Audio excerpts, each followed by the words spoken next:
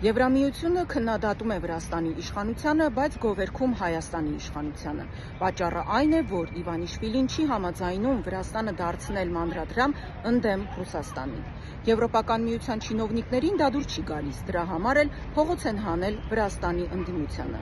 Փոխարենը Եվրոպական միության չինովնիկներին դուր է գալիս Փաշինյանը, ով մեր երկրի պաշտպանության համար տված զոհերը համարում է հանուն ոչնչի,